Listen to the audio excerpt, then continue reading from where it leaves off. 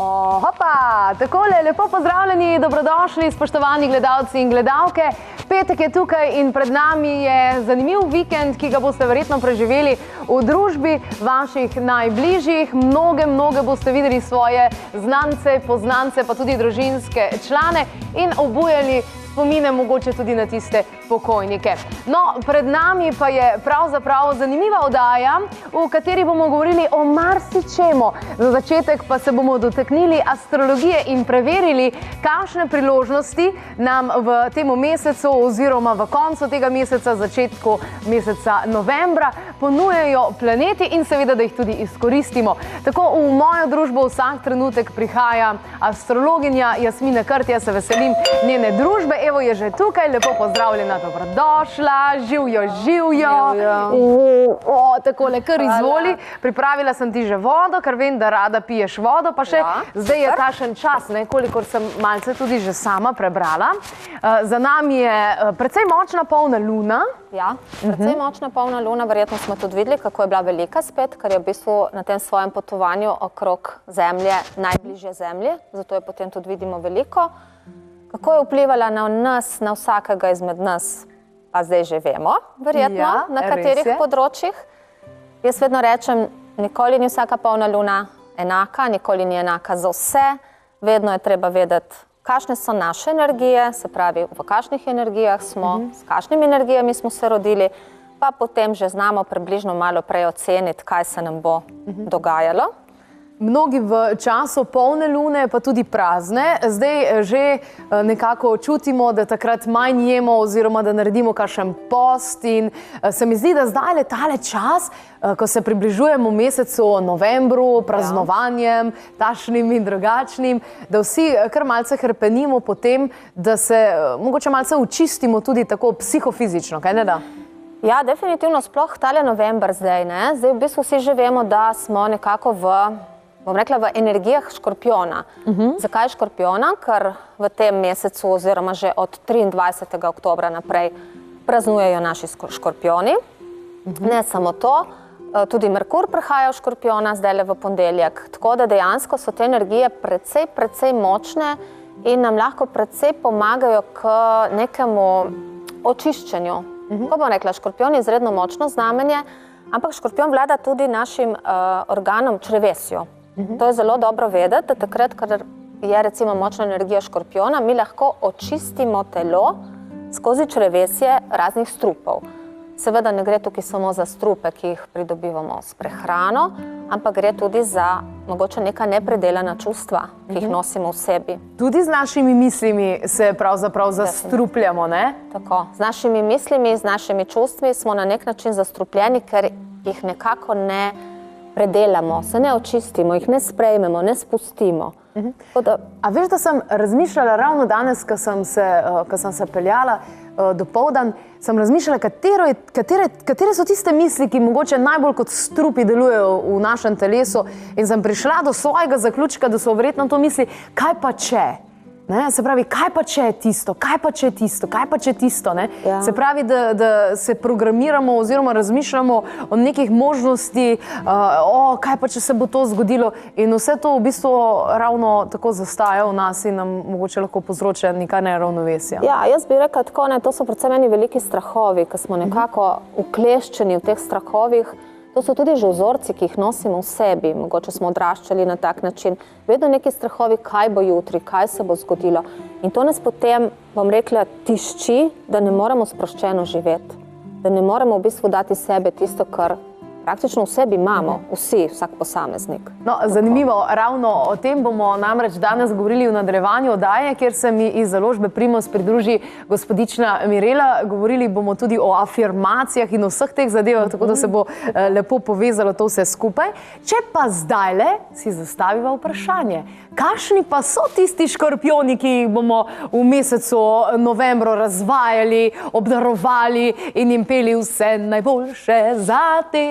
Kakšni so kaj škorpijoni? Ponovadi so to take močne osebnosti, ne? Ja, čeprav bom rekla tako, škorpijoni vladajo iz ozadja. To je treba vedeti, ne? Ponavadi so levi tisti, ki so na vrhu podjetij, ki se kažejo jaz, ne? Ampak škorpijon je pa tisti, ki resnično vlada. Ampak škorpion vlada iz ozadja. On ne rabi se postavljati. Zdaj, če mogoče poznaš škorpione, ki so taki, potem imajo še nekaj drugega v svojih kartah, bom rekla, v svojih energijah.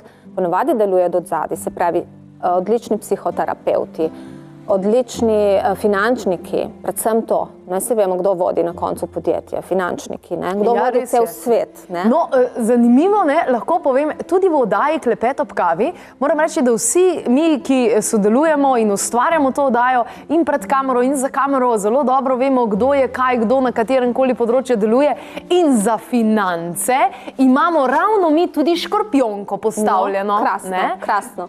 Zakaj? Zato, ker ti ljudje dejansko poznajo ozadje, ti ljudje dejansko čutijo. Veš, so ljudje, ki čutijo finance in take rabiš na takih področjih. Ampak tako, kot smo rekli, finance vodijo cel svet. Pravi, škorpioni vladajo iz ozadja.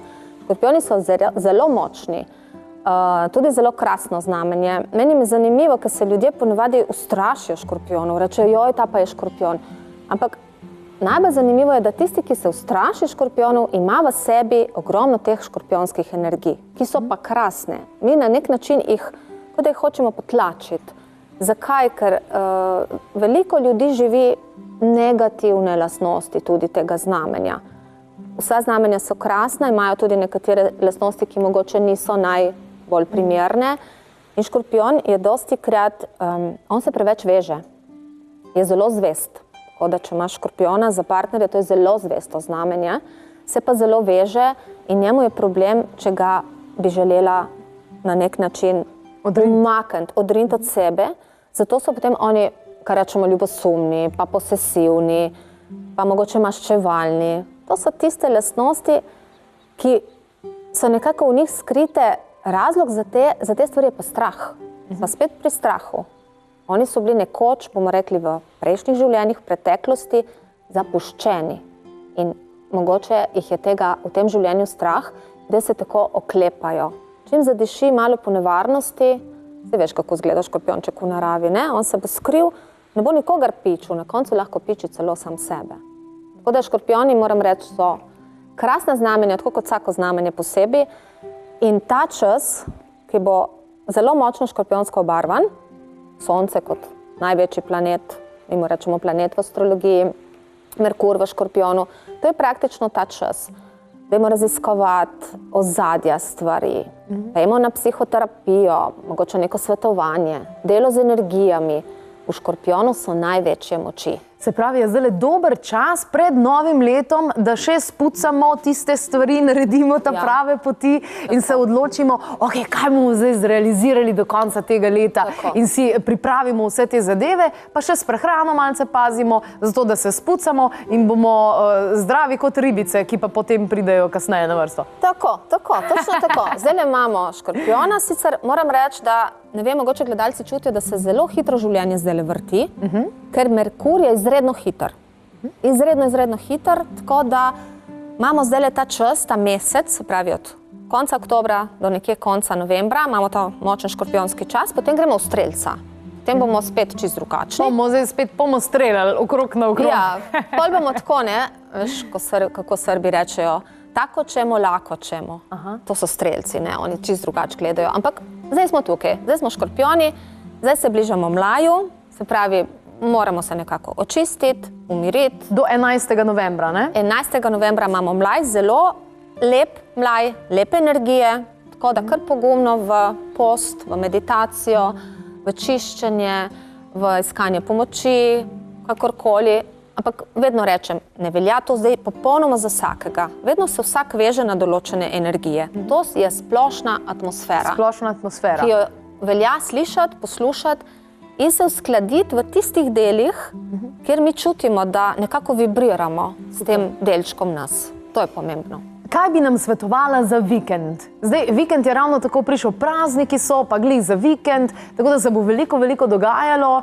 Mogoče nas bo malček odpeljalo tudi nazaj, ne? Se pravi nostalgija, spominjali se bomo naših ljubih pokojnikov in tako naprej. Hkrati se bomo srečevali s svojimi družinskimi člani. Kaj bi lahko svetovala glede na trenutno stanje? Tako bom rekla, ta vikend je prav primeren za druženje z ljudmi, ki jih imamo radi. Super. ker imamo luno v raku. Ona je čisto atmosfero bo obarvala po rakovsko. Rak je pa družina, to, da se vračamo nazaj, da se spominjamo preteklosti. Spravi, se bomo spomnili naših dragih, ki jih ni več med nami, bomo videli vse sorodnike, se bomo lepo povezali. To je taka topla vodena energija, sploh rak je družinski. Tako da vikend je krasen, namenjen ravno v te namene. Tako da je pravilno, da si vzamemo čas, da ne gremo potem kar naprej, torej čas za družino. Tako. Vse štima, univerzum ve, kaj rabimo, tako da to vse štima. Potem naslednji vikend sva rekla, dajmo iti res na to čiščenje, na postenje, na čiščenje sebe, na dokončevanje pač vseh projektov, na umirjanje, da imamo mlaj.